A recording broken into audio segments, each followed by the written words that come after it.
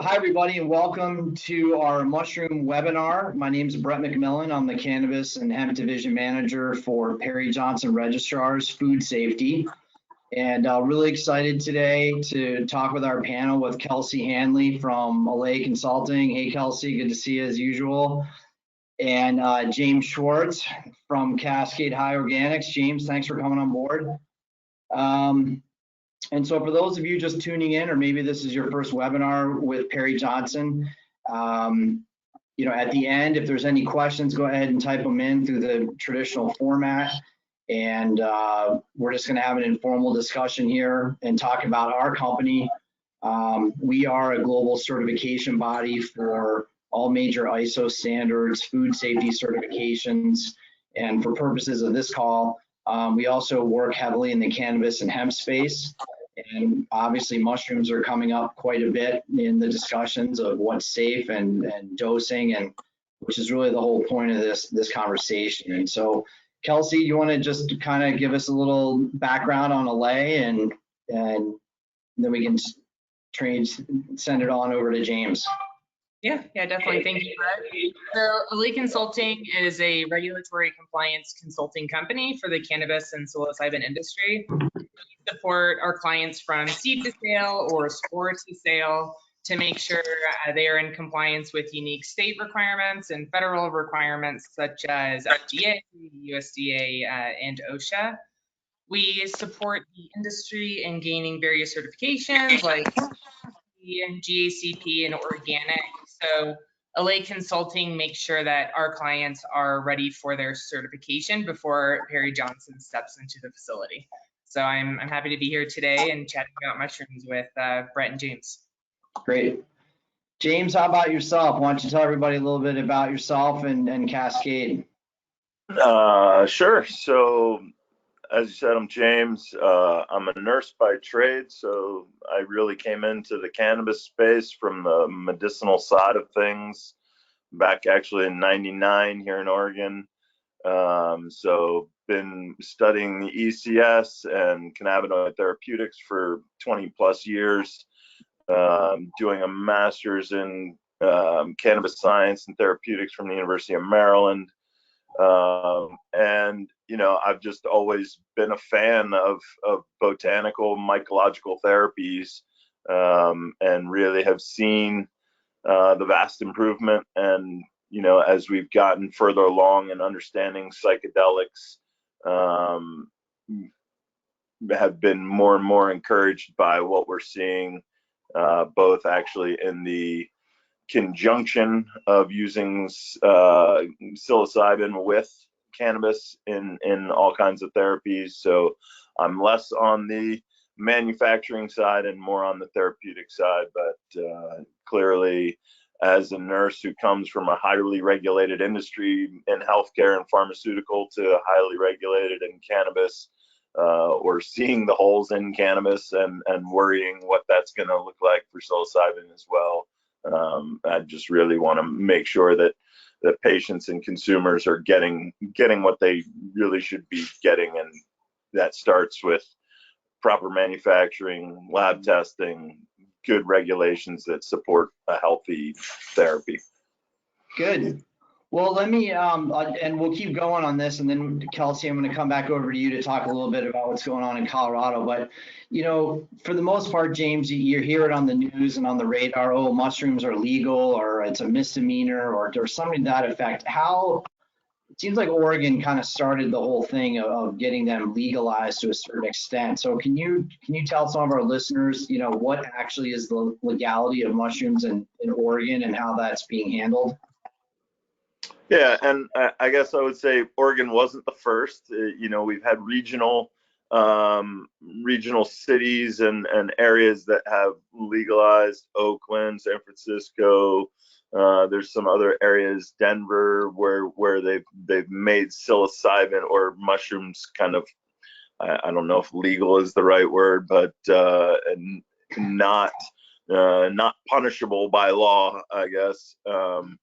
So in Oregon, in 2020, we passed psilocybin for medical purposes. So Okay. over the course of the last 2 years, basically, we've had rules advisory committees, just like we did under cannabis, which is bringing together kind of all of the stakeholders who have an interest. So from public safety to healthcare to industry persons to people who have been doing this medicine through shamanistic, spiritual kind of ways for, years to decades. And so we just got our draft rule, or our first set of rules done. They came out about 2 weeks ago, and they're in the process of implementing the system. Oregon has to begin taking applications January 1st of 23. So businesses now are kind of forming. They're starting to look at, what their play is in the industry, how it conflicts. I would bring to light one of the most concerning points, I think, from the standpoint of Oregon and psilocybin is, in cannabis, there was never really this serious intersection with healthcare, which is where we are now in Oregon. And so healthcare providers such as, ketamine clinics that are carrying DEA licenses and are operating under some serious strict federal guidance are looking at how is working with a federally illegal substance like psilocybin going to create problems for their otherwise operating healthcare clinics that own DEA licenses or have DEA licenses. So I think that's kind of one of the most important kind of aspects that we're starting to look at now. But we worked very hard to make this not exclusive to people who weren't in healthcare. It was very important to the rules advisory teams that people like shamans who have been doing this medicine for thousands of years weren't going to be excluded from the industry. So that's kind of where we're at now. The market is just kind of starting to take shape, and yeah, that's where we'll go from now. Okay. Kelsey, how are things in Colorado?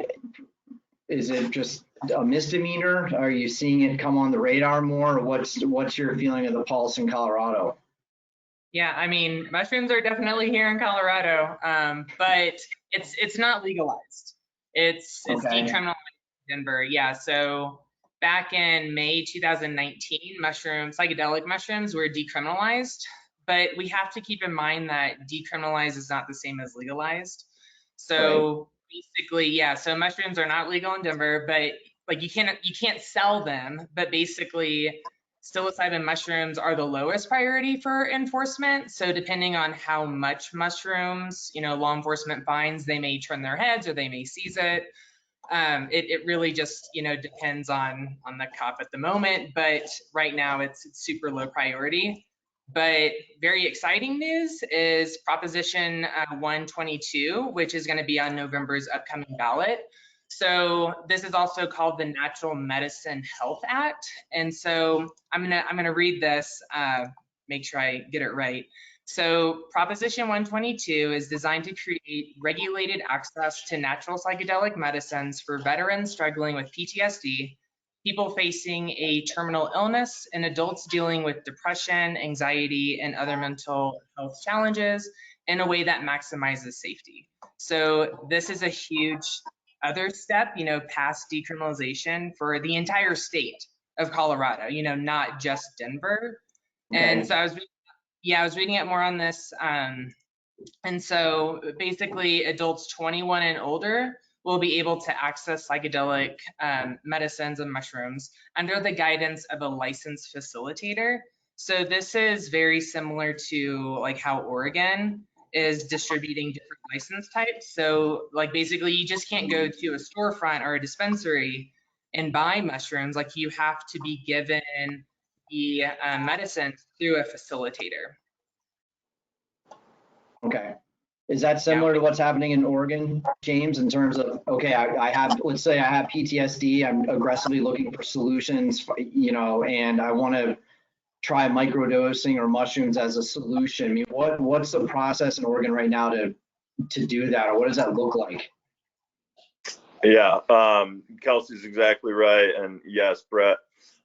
So same sort of idea. There's a facilitator who, or you know, the person actually delivering the product to the patient, and there's a host of other factors. You don't have to have a doctor's prescription or anything like that. Someone can walk into a clinic and initiate therapy. You are required to do pre and post therapeutic counseling with a counselor, and this is where I talked about that intersection of healthcare and an illegal substance has really started to crop up.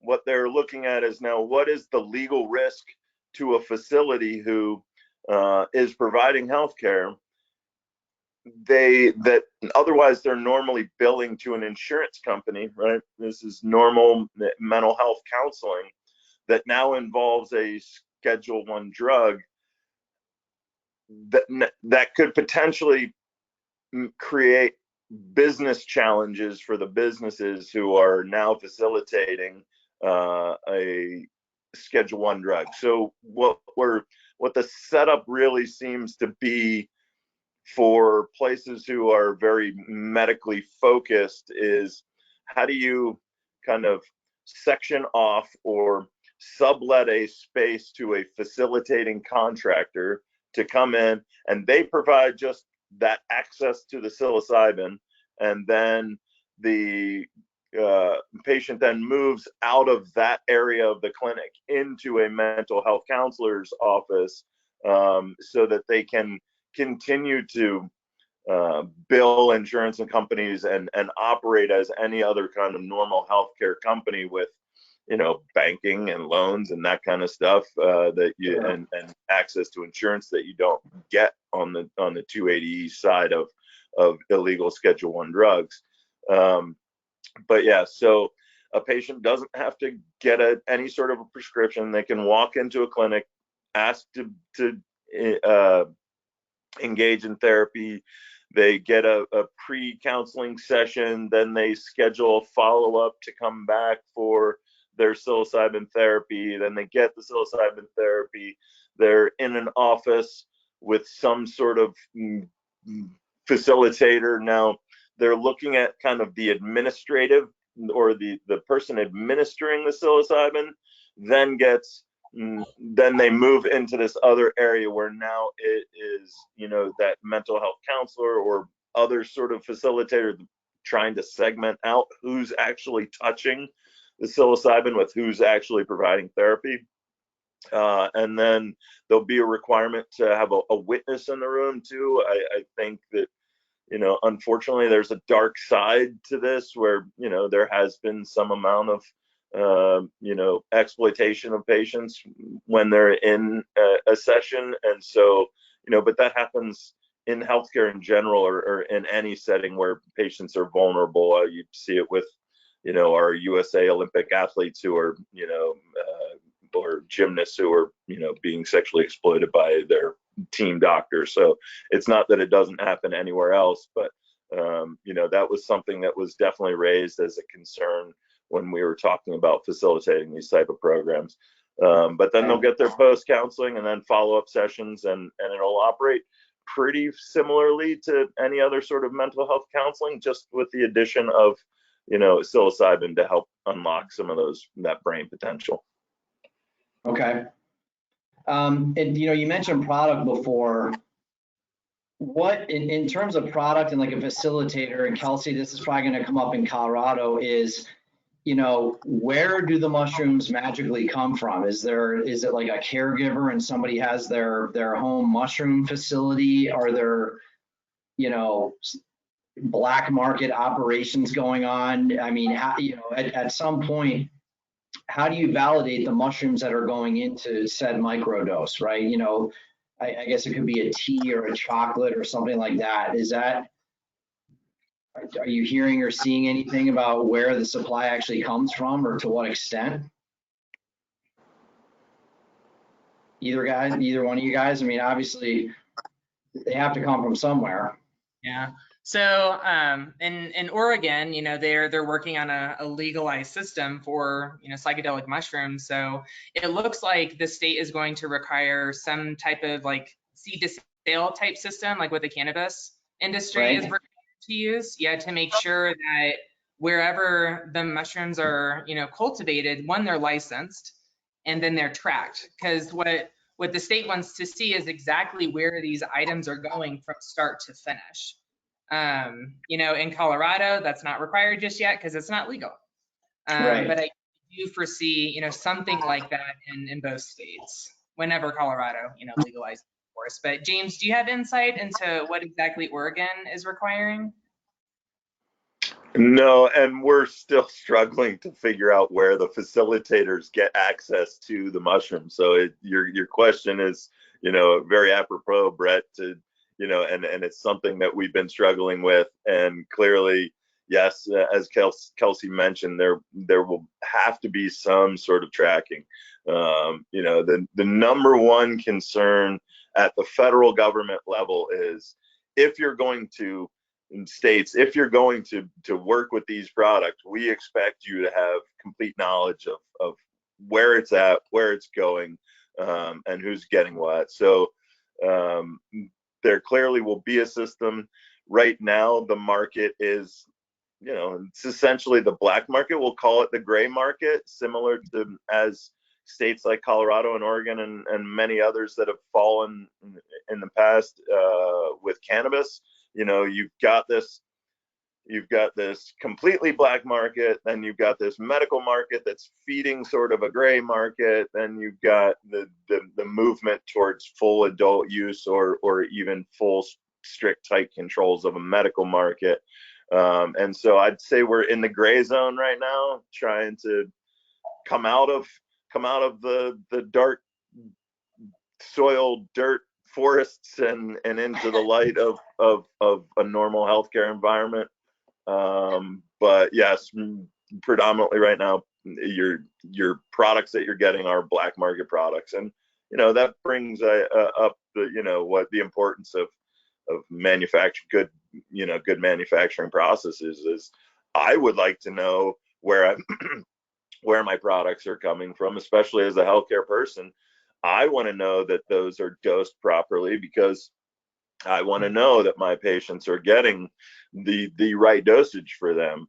And I know that we'll get into a little more of that fear cycle, but that's one of the things that's most important for me is where are the products coming from? How are they produced? And then, is the dosage proper?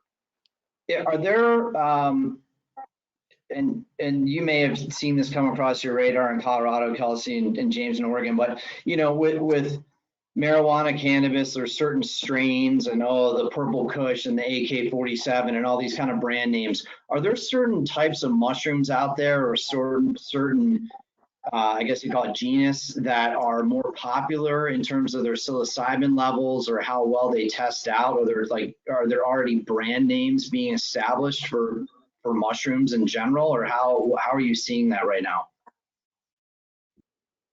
Yeah, so there's tons of different psychedelic mushrooms out there. Some are definitely more popular than others. When I'm talking with my professionals within the psilocybin industry, it's that conversation is mostly around what are you wanting to experience. So they have some strains are higher in like visual experiences or more like in-depth, like soul reaching experiences. In my experience, golden teachers are amazing. You don't see as much visual stuff going on, but you're able to dig a little deeper inside with that type. But yeah, there are definitely different types of mushrooms out there for sure. And so, James, you and I kind of talked about this earlier before this event, if you will. But I mean, how? And this will be part of the GMP or good manufacturing practices that Allay and Kelsey are working on also is, is it the similar potency testing? For instance, with marijuana, you know, okay, it's 20% THC, it's going to have this strength level. Is that a similar silo to how mushrooms can be kind of validated as to what's going into a microdose? Yeah, exactly. So as we were saying, there's about 100 different types, 100 different species of mushrooms, psychedelic mushrooms. Oh, wow. Each one has its own profile, and we're actually now looking into the research as to are there similar synergistic category chemicals working within that mushroom that make a psilocybin work better than in others, similar to cannabis and its cannabinoid profiles. So yeah, we're, you know, again, this is where this really, the rubber meets the road for science and research with Schedule I drugs is, and thankfully there's been quite a bit of psychedelic mushroom research recently with UCSF, Johns Hopkins, a bunch of different places now. And from a healthcare standpoint, I like mushrooms or psilocybin because it is one of those drugs that's easier to study than cannabis. With psilocybin, it's much easier to say, I gave psilocybin and this person's depression or PTSD was improved. Whereas with cannabis, you've got 145 different cannabinoids, 50 different terpenes, 17 different flavonoids. You've got all of these complex variables that create the medicine that's either fighting the cancer or treating nausea or treating your sleep or your depression or whatever. And so, you know, it's going to be very important to continue to study these products. And I think that's, you know, one of the reasons why Oregon really wants to move forward is we've seen amazing results from the early research, including from, you know, something that is already FDA approved like ketamine. We've been, you know, working with untreatable, you know, depressions and PTSDs with our SSRIs and our SSNRI or NIs. And so it's nice to see. I've seen patients go into a ketamine clinic and get a 30-minute treatment and walk out and their depression is gone. And so we're moving towards that in mushrooms and other psychedelics. But we, you know, of course, it's going to require testing. It's going to be requiring understanding truly the chemistry. And we're starting to get all of those answers, but it's slow because of the similar challenges that you have with cannabis. It's hard to get research data if you're not able to do the research. So, but yes, different types of mushrooms can have anywhere. I've seen anywhere from about 8% psilocybin to 30% psilocybin. Just like cannabinoids and THC in a plant. So, okay, well, testing is definitely going to be important with this, Kelsey. So, you know, as you know, what are you, Kelsey, in your, you know, touch points in the industry? Are there current cannabis companies, producers out there that are kind of hedging, getting into the mushroom market when things open up a little bit more, or do you think it's more mushroom companies that are a standalone, you know, that are focusing just on mushrooms, and it might be kind of a parallel to cannabis businesses out there? Yeah, that's a great question. We're seeing a mix of the two, but really predominantly what we're seeing are already established mushroom companies who are dealing with other non-psychedelic mushrooms, thinking about what legalization looks like, and they already have the business model up. So it's an easy transition for them just to introduce new spores. Whereas cannabis companies, they're used to a highly regulated, you know, industry. So they're like, bring it on, but they might not have that business model already set up, you know. So that transition we see is a little bit easier with the already established non-psychedelic mushroom companies. Right. Okay. Mm-hmm. And the good news is that, you know, with your work in the GMP world and James in the, you know, science world and us doing the certifications, I think a lot of the effort that's put into testing and potency and, you know, making sure pesticides and all the nasty stuff isn't in there, that hopefully that can transfer to the mushroom market fairly quickly so that we can know that, any of our family members or patients, or eventually people just recreationally microdosing are, going to be getting consistent, clean product. James, is there a more popular method for folks that are getting treatment medically from a facilitator? Is it like a chocolate microdose? Is it a tea, or what? Is it a pill? What do you see out there for the ways folks are I guess ingesting the mushrooms? So in the gray market, we'll call it right now, because we're in this transition time where we're coming out of illegality into some form of medical legality. There is lots of manufacturers out there already. I mean, I got friends who have capsules, who have chocolates, who do have teas. I think it's all of the above. I think that there will be, some consistent product types like that, things where mushrooms blend well into other substances. I think we probably are just at the dawn of the age of psilocybin products. Right. So I think that we'll see a similar to the explosion in cannabis products that we saw once Colorado and Oregon and Washington and California kind of legalized. You really saw companies and people throwing a lot of money at product development. To just touch on your other question about who's are there companies coming out there? I think yes, there's a lot of synergy between cannabis and mushrooms, because it is that we've already worked with a Schedule I drug type of problem or type of thing. But I think certainly from a cultivation standpoint, I can grow pounds of mushrooms in a closet, versus if I want to be a big producer in cannabis, I need a 10,000 square foot facility, right? Those are two totally different levels. So I think for anybody who's seriously thinking about cultivating mushrooms to be in this space, it's going to be really stiff competition, because it's really easy to produce a lot of mushrooms in a very small space.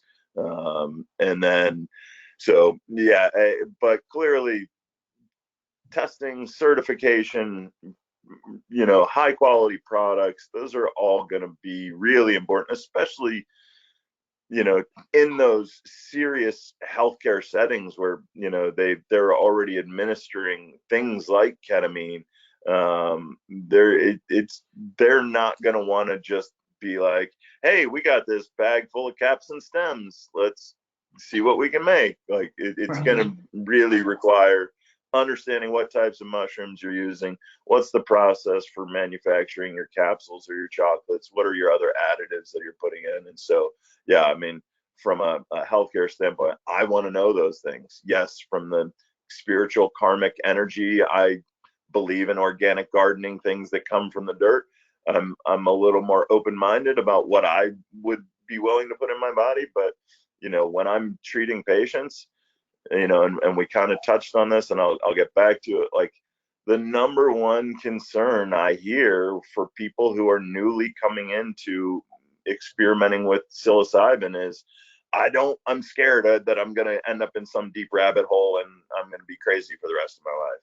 And so I want to be sure as a practitioner that when I'm delivering a product to someone, I know that the effect that it's going to have. And so that comes from knowing what went into that product, how was it manufactured, and what are the testing results so that I can administer it properly. Gotcha.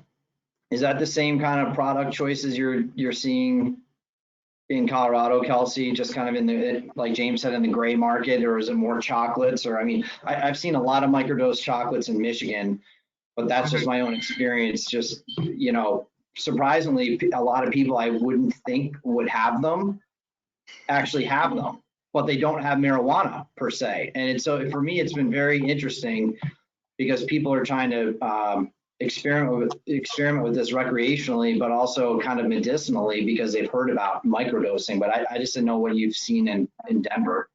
Yeah. So the green market is fun, right? You get to see a lot of, creativity. It's a young-ish industry, but we're seeing, a lot of just traditional dried mushrooms, a bag full of them here and there. But the microdosing capsules are gaining popularity, and what I think the reason why it is gaining popularity is because the psychedelic component of a microdose is so small, you're not supposed to feel it. And so that is probably why you see more people interested in microdosing than marijuana. Because marijuana, right off the bat, you feel it. It's pretty quick. Right. Yeah, but yeah, those microdosing capsules are super popular, and depending who's manufacturing them. A lot of them include, non-psychedelic mushrooms like lion's mane, turkey tail, reishi. I'm sure James has a lot, to say about, the benefits of non-psychedelic mushrooms, but we're seeing a huge popularity with those different types of mushrooms, put in together for that microdosing. But other than like dried mushrooms and microdosing capsules, chocolate, everyone likes chocolate. So, and they're easy, break away. So you can kind of like portion it out, take a square, wait on it a little bit, take more if you want, when you're taking mushrooms, you have to ask yourself, what is my intention with this experience? So that really helps determine, how much dosage you're taking, right? Because a microdose is a big difference of an experience compared to taking a lot of mushrooms. So that's my most biggest things to consider when taking mushrooms is, what is your intention, which will tell you how much mushrooms to take. Yeah, great point. Because that can dictate a big amount of how successful your adventure is, or your experience, so to say. James, what is in terms of a microdose, right? Like a traditional edible gummy you get from a dispensary is going to be around 10 milligrams. Does that transpose into mushrooms also, or is a microdose 20 milligrams, or is that even something that's being validated right now within the creation of the products, or what would you say to that? So when we talk about micro versus macro dosing, I want to make sure that we have the nomenclature right, so we're speaking the same language. So first thing, for a microdose, I think about it as a range, and so Kelsey was exactly right. And that range in a microdose really is subsensorium to subhallucinogenic. So to I can't feel it to I'm now starting to see kind of things. And I really like that range, and it's up to the person how comfortable they are. Typically, when I'm starting with a patient, I'm going to start with a subsensorium dose, because like we said, those people who are scared of an an unpleasant reaction, I don't want to scare them away from the therapy, because I know how beneficial it can be. So my first dose with them is going to basically, most of the people that I'm treating will come back and say, I didn't even feel it. And I say, then I did my job right, because now you're ready to do something more.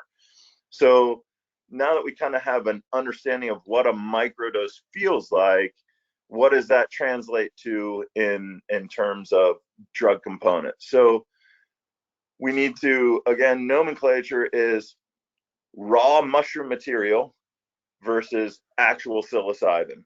So raw mushroom material is generally going to be in that 250 to 500 milligrams of raw mushroom material. So that would be like a sixth of an eighth of raw mushrooms. And that would translate into kind of a 25 to 50 milligram actual psilocybin dose. It's about a 10 to 1 kind of look from raw material to actual psilocybin. So typically when I'm dosing my patients, it's anywhere from 125 milligrams of raw mushroom material to 500, depending on where I think that they're ready, or is it their first time, or are they ready to experience something a little bit deeper?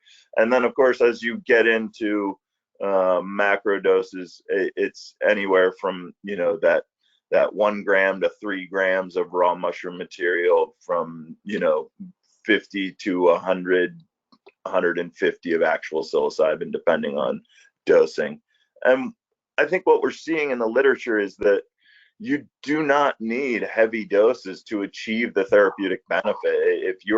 If as Kelsey mentioned, your intention, you're really looking at what am I trying to get out of this? What is that therapeutic benefit that I'm looking at having?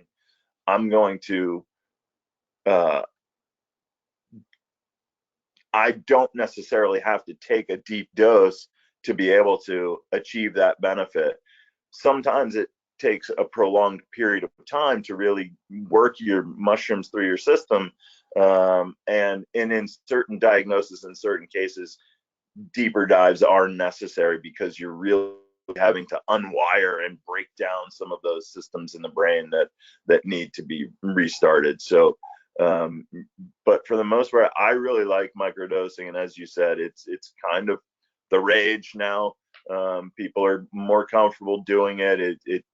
They're seeing the benefits, and you know, I mean, we're coming out of this pandemic that's been 2-3 years ongoing now. Like, people have been struggling with their mental health, and I think a lot of people have found a natural therapy that really, at minimum, is providing a slight boost to their day and to their overall mental health. And even if they're not trying to fight any deep depression, it's just overall improving their outlook and on life. Yeah, I agree. Kelsey, are you going to MJ Biz as we start to kind of wrap things up here? I am missing it this year. However, Carol Laveau with Allay Consulting will be there, and yeah, she's really excited for it. But no, good. James, I didn't know. Are you headed out that way or no? I am not an MJ Biz guy. I love a good party, but when I attend conferences or speak at conferences, it's more for the educational component.